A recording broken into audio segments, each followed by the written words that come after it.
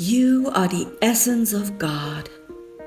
It has its own way of manifesting, that Holy Ghost, which becomes your constant companion. It is always invisible, and the substance of it is your living essence. It is very important that you know yourself not as a person, not as a form, not as a body, not as a human mind, not as a point on a map, not as a collection of atoms or molecules. You have a new face, a new consciousness. The bandages are off from your eyes. You are the essence, and you are now claiming your divine selfhood, which you ever were, and it is this new self that walks into the world. It makes no announcements. There is a new you. There's a different you.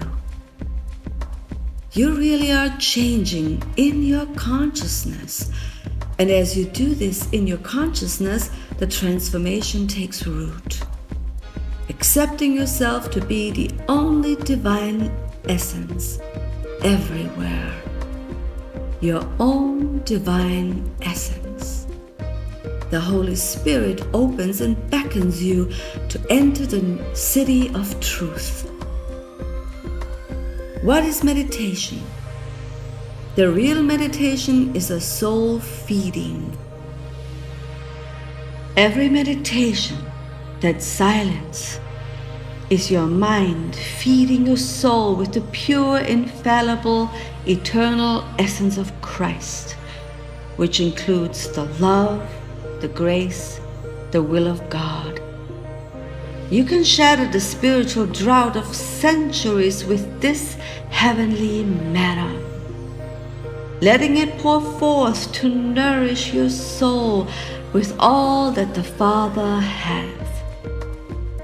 And so this is the real Christ, to whom the world has been asleep, the eternal essence, with Christ feeding your soul, transforming your mind, lifting you above the dream. Sonship is realized. Making sure that we open our souls to the living essence of Christ instead of opening our minds to human opinions and human authorities across the world. Without this nectar for our soul, there are no solutions to anything. Spirit is telling you not to follow a human being. Follow me. Don't follow someone dwelling in human flesh. If you stay in humanhood, which is saving your life, you lose it. It only leads to death. But whosoever will lose his life for my sake, the same shall save it. Can we argue with that?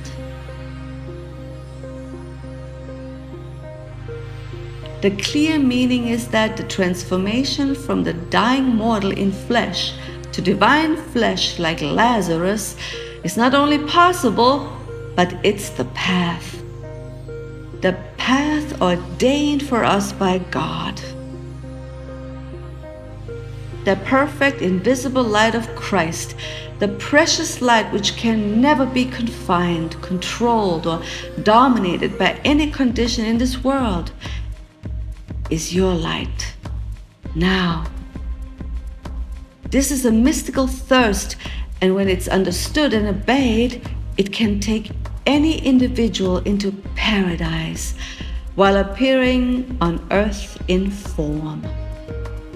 Christ in you thirsts to fill your soul with God's love, grace, essence, purpose, and fulfillment. Christ thirsts to fill the cup of man's soul with life-giving essence, to transport you out of the wheel of nothingness into the glory of divine wholeness. Beside the essence of you, there is no other. Get it out of the conversation stage, out of the hypothesis stage, out of the mental agreement stage. Do it. It's in the doing that you find your capacity for unconditional surrender.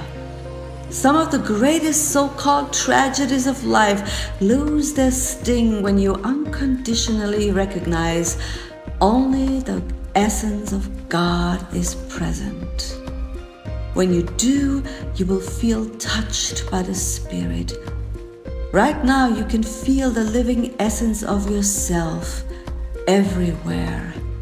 It speaks the language that human ears can never hear, a life-giving essence that leads you back into the finished kingdom. Meditate, contemplate the essence of the one being. That emerging new you is going to be the self you live with forever.